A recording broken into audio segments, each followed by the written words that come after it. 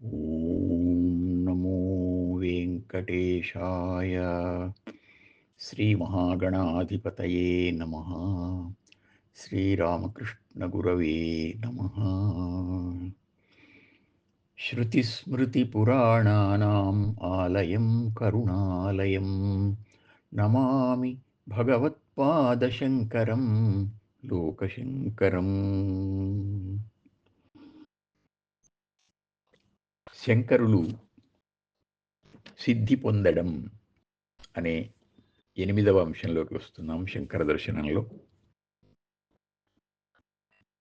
శంకరులు సిద్ధి పొందడానికి ముందు తమ చరమ జీవితాన్ని కంచిలోనే గడిపినట్లు ఆనందగిరీయం, శివరహస్యం, పతంజలి చరిత్ర, శంకరాభ్యుదయ కావ్యం మొదలైన గ్రంథాలు తెలియజేస్తున్నాయి. కంచి శ్రీ కామాక్షీదేవి ఆలయంలో గర్భగుడి సమీపంలో శంకరుల విగ్రహం ప్రతిష్ఠింపబడి ఉంది. కంచిలో ఇంచుమించు అన్ని దేవాలయాల్లోనూ శైవ వైష్ణవ భేదం లేకుండా అన్ని చోట్ల శంకరుల శిల్పాలు వేరువేరు భంగిమల్లో కనిపిస్తున్నాయి. దీన్ని బట్టి శంకరుల తత్వం ఆ క్షేత్రం మీద చెరగని ముద్ర వేసింది అని అర్థమవుతుంది. ఇక కేరళీయ శంకర విజయం ప్రకారం శంకరులు త్రిచూర్, తిరుశివపేరూర్లోని శివాలయం వృషాచలంలో సిద్ధి పొందినట్లు తెలుస్తోంది. శృంగేరి గురు పరంపరను తెలిపే గురువంశ కావ్యం మొదలైన వాటి ప్రకారం దత్తాత్రేయ గుహ, ఇది మరాఠ్వాడాలోని మాహురీపురి సమీపం కావచ్చు, లేదా బదరీ ప్రాంతం కూడా కావచ్చు. అక్కడ ఆ గుహలో శంకరులు తమ చరమ జీవితాన్ని గడిపినట్లు తెలుస్తూ ఉంది. శంకరులు కాశ్మీర్లో చివరిసారిగా దర్శనమిచ్చారు అని ఆధునిక కాలంలో రచింపబడిన ఒక సంస్కృత పద్య కావ్యం శ్రీనివాస ఆలయ ప్రచురణ అందులో పేర్కొనబడి ఉంది.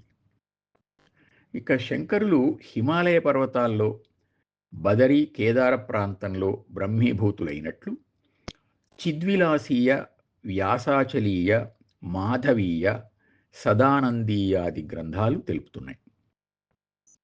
కేదార్నాథ మందిరానికి వెనుక 150 గజాల దూరంలో ఉన్న చతుష్కోణ వేదికే శంకరుల సమాధి అని మరికొన్ని ఆధారాల వల్ల తెలుస్తోంది. శంకరులను తమ తమ ప్రాంతాల్లో చివరిసారిగా చూచిన వారు ఆ ప్రాంతమే వారు సిద్ధి పొందిన క్షేత్రం అని భావించి ఉండవచ్చు. లేదా శంకరుల కీర్తి జగద్వ్యాప్తమై జగద్గురు స్థానాన్ని ఆయన అలంకరించినప్పుడు అంతటి మహావ్యక్తి తమవాడు, తమకు సంబంధించిన వాడు అని చెప్పుకోవడానికి, తమ ప్రాంతానికి గౌరవం సిద్ధింపజేసుకోవడానికి శంకర వీరాభిమానులు కొందరు ఇలా ప్రయత్నించి ఉండవచ్చు. ఇదంతా శంకరుల పట్ల, అద్వైత తత్వం పట్ల మనకున్న అభిమానాన్ని, ఆరాధన భావాన్ని సూచిస్తుంది. మనపై శంకరులు ప్రసరింపజేసిన ప్రభావం ఇలా సాగుతోంది. ఇది అనంతం. శంకరులు అనుభవించి, ఆచరించి, బోధించింది అద్వైతం. కనుక ఆయన పొందిన, ఉన్న స్థితి కూడా ఆద్యంతరహితమైన, శాశ్వతమైన సచ్చిదానంద సత్య శివసుందర అద్వైత స్థితే అనడం సముచితం. ఇలా సాగిన శంకరుల జీవిత గమనాన్ని ఒక్కసారి వెనక్కి తిరిగి సింహావలోకనం చేస్తే విస్తారంగా అనేక ధర్మాలు, అక్కడక్కడ ధర్మ సూక్ష్మాలు కనిపిస్తున్నాయి.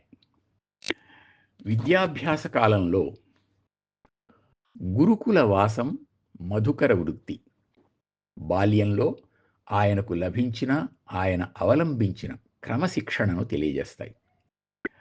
కనకామలక కథ, ఆ దరిద్ర బ్రాహ్మణి యొక్క వృత్తాంతం, పూర్ణానది సమానయనం, ఆ తరువాత పొంగిన నర్మదను ఆకర్షించడం, ఇంకా మృత బాలుణ్ణి బ్రతికించటం, ఆనందగిరికి సమస్త విద్యలను అనుగ్రహించటం ఆయన కరుణార్ద్రతకు తార్కాణాలు.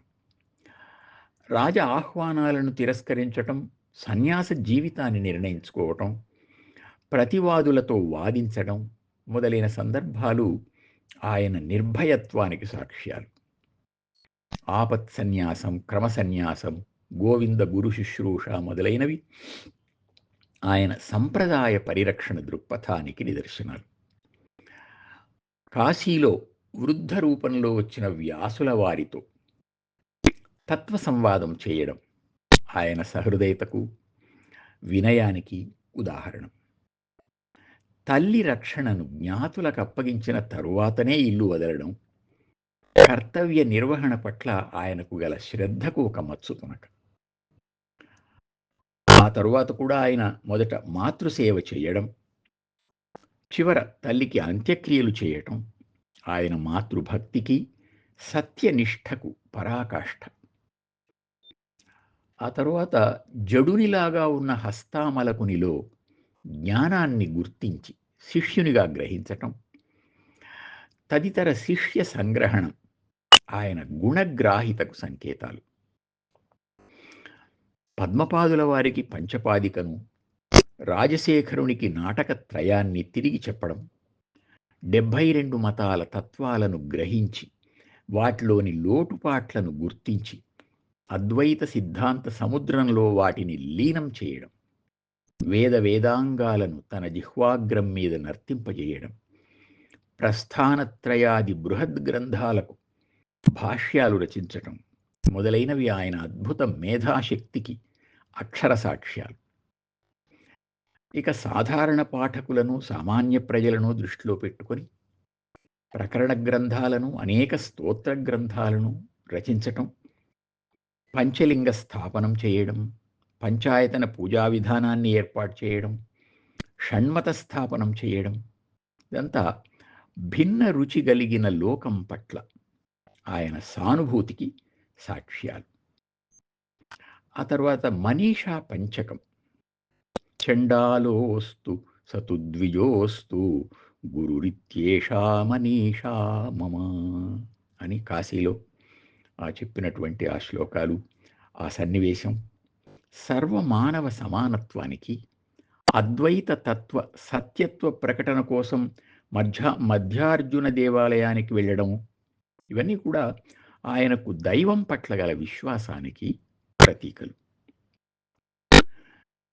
తరువాత ఒక కాపాలికుని కోసం తన శిరస్సునివ్వడానికి కూడా సిద్ధపడడం ఆయన నిర్మోహత్వానికి, శరీరం పైన ఆయనకు వ్యామోహం లేదనడానికి చక్కని నిదర్శనం.